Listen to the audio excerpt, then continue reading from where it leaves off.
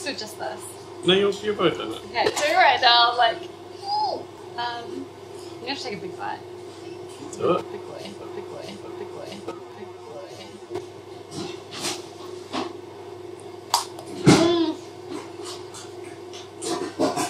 The crunch! That is exceptional. Kia ora koutou, ko Sarah Tukuingoa. Hello everybody, and my name is... My name is Sarah. What's my name? Kia ora koutou, ko Sarah Tukuingoa. Hello everybody, my name is Sarah from Miss Chocoholic NZ. Today we are here in Berhampore, some say the Berlin of Wellington. It is the funky, arty, cultural suburb just north of the city, and we are here today at Hasselhoff. Today we will learn about the difference between a chocolatier and a chocolate maker, and the awesome news is that Clayton has done a bit of both. We will learn about what inspired him to start making his own chocolate from scratch, and we might also get a taster of his signature mallow puff. So come on in, let's check it out.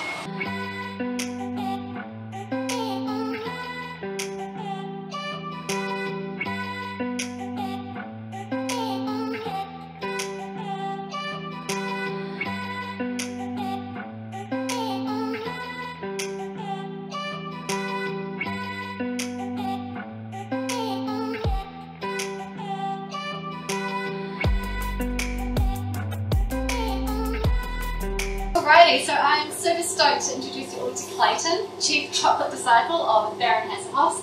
Now Baron... It's okay. It's okay. They're quite similar as well. Now Clayton, can you please tell me what we're all possibly wondering? How did the name Baron Hasselhoff come about? Well, I guess there's the true story, but then there's the story that we've decided to go. Yes! So basically Baron Hasselhoff is a creation that we've created as a person. Yeah. Basically he used to travel around the globe having amazing adventures and discovering new flavours, new cultures. So you probably read about him if you try to follow the back of the packets and you saw his antics and some of the stories. You have the most quirky captions I've ever seen. How do those ideas all come about? Is this just an outlet of your amazing imagination?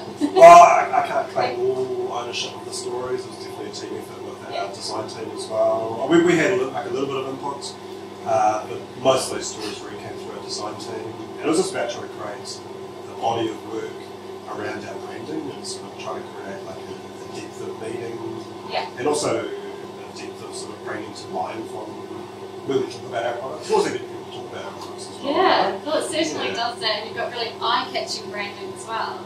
Yeah. I can take one of those looks off for you. Oh, look at those using caramel. Yeah, that's the SALTED CARAMEL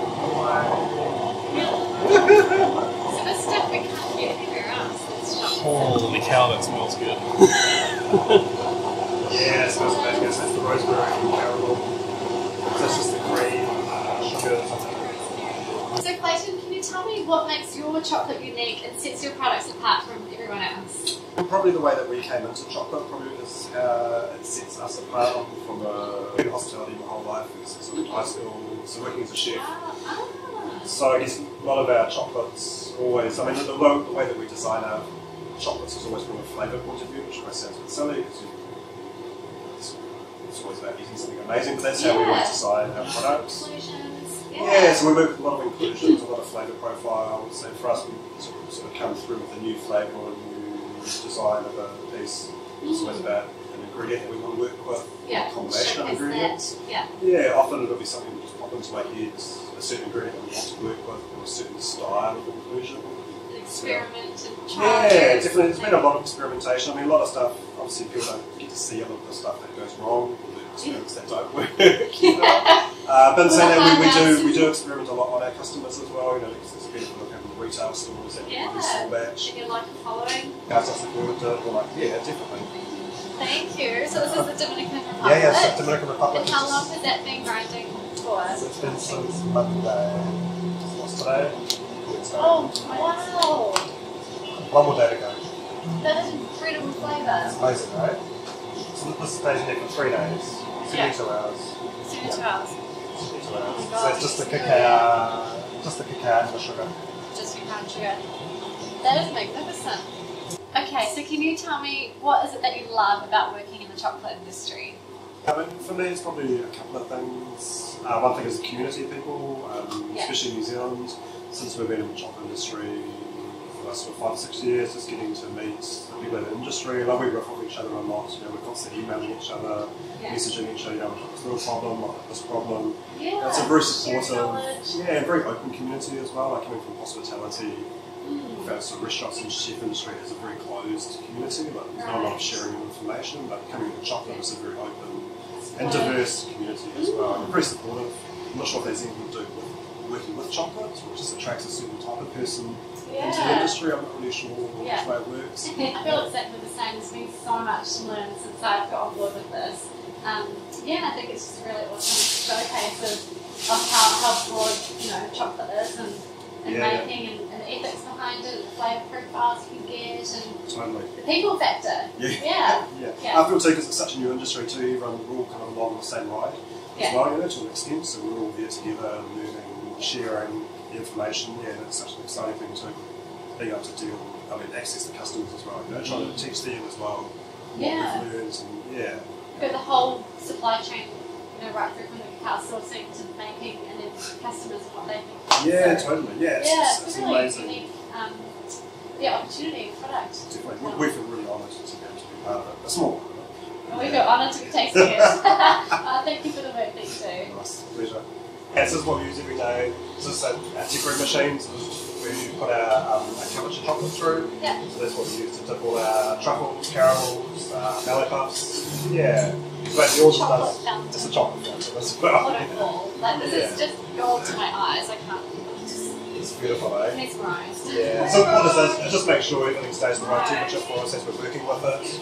Yeah. You know, with tempering chocolate, there's a stay next to the window temperature range. Yeah. And if it can falls out of those, and basically just going to start the whole process again. So this really takes care of it all for us. Nice. And how about tempering for your these bars? How do you do So that? we do that by hand. Oh, so you do it on this. We used to do it on the marble slab, but we've kind of progressed in doing that. We've sort of tried to not automate, but we tried to cook the process up. Yeah. So we use this newer technique called silk. So what we do is we hardwire cacao butter in a sous vide for 24 hours. So we hardwire it at this kind of temperature of about 92 point something Fahrenheit for 24 hours. Yeah. And what it does is it locks the cacao butter crystals into a certain formation. Yeah. So there's we can just add that cacao butter crystal to liquid chocolate at a certain temperature, and it just creates the formation that we want. Yeah. Wow, So it's a lot quicker. That's awesome. It's fun. Step. It's Yeah. really cool. We discovered it thanks for sharing maybe that. 6 months ago, I think. Yeah. And it's really revolutionised the way that we temper chocolate. Yeah, it just gives you a lot more wiggle room as well. Okay. With this kind of process here, you kind of keep the chocolate pretty much exactly 32.5, 33. Whereas when you use silk, you can get a little bit higher than that, which means more viscosity. Chocolate's sort of liquid, so it makes it a lot easier to handle as well. Wow. That's amazing. Yeah, it's cool. It's very fun actually. We've got chocolatiers and chocolate makers, and I know that you've got experience in both. So could you explain the difference between them for us, and what drove you to go into making your own chocolate as well? Yeah, sure. So we started out as chocolatiers. So basically the definition between the two roles is a chocolatier takes chocolate that someone else has already made. Yeah. So we'll take covered show from a company like Cacao perhaps, and then they would turn that into truffles or caramels, or even chocolate bars as well. Yeah. So they're like making the chocolate from scratch, so there's purchasing chocolate someone else is using, which is a beautiful thing. So it's a really skilled industry as well. Shiny products. Yeah, I mean, creative, artistic. yep. So it still opens up the door for a lot of creativity and inclusions. Chocolate maker is somebody who takes the raw ingredients and taking the cacao bean, starting from there to make their own chocolate. Okay, and some people work in both industry, well, both fields, like ourselves. There's a few other places in New Zealand that also do a similar work that we do. So we work as chocolatiers and as chocolate makers as well. Some people do kind of cross over, some people do one or the other. Yeah.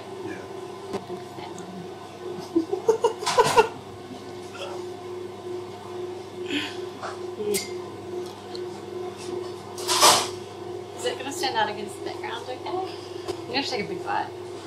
Do it. Big boy.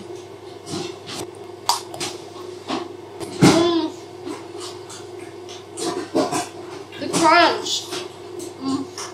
So can you tell me which of your products have won New Zealand Chocolate Awards? Yeah, I can. So last year, this year feels like it's 2020. Yeah, so we won the awards this year, but I think we might have entered them last year. Yeah. This year's gone away. Crazy. So we entered 2 products this time around for New Zealand Chocolate Awards. We won gold for our sea salt caramel, for the rosemary infused sea salt caramel. Well We also deserved. won best in class for that as well. So it is technically New Zealand's best caramel. Amazing. And then we also entered for the first time one of our Big Bar creations. So this one here is our Frida Almond mole bar, which is inspired by the Mexican mole sauce. Yeah. So this one here, we're really lucky too that we, for the first time last year, we managed to get a pallet of Mexican beans into New Zealand, which is really amazing. It's the first time they've ever arrived in New Zealand. Wow. So this one here is using the beans from Chiapas in Mexico. We're going to pause for that.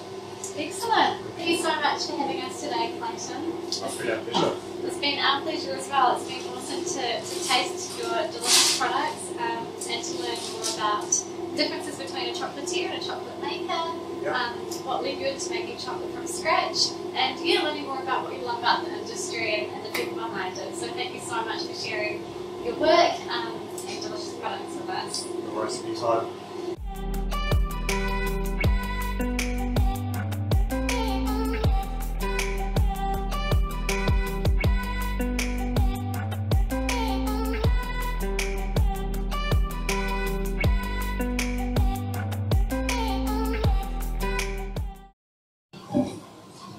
Touch. Hello Chocoholics. We have had an absolute blast here in Wellington today, checking out 2 of the chocolate makers and 4 people in the industry. I feel like I have eaten my body weight in chocolate, and it's time for this tired but satisfied chocoholic to hop on a plane home and go to bed. Por Maria.